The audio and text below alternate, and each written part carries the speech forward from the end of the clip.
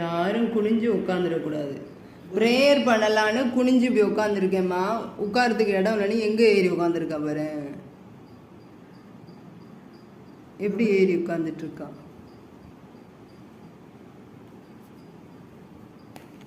ஏண்டா ஒரு மனுஷன் குனிஞ்சு உட்காரக்கூடாதா? ப்ரேயர் பண்ணலான்னு இப்படி குனிஞ்சேன். எங்கேருந்து ஆள் வந்துச்சுன்னு தெரியல. ஏரிக்கு மேலே உட்காந்துருக்குறா. ஏன் தங்க இறங்குடி.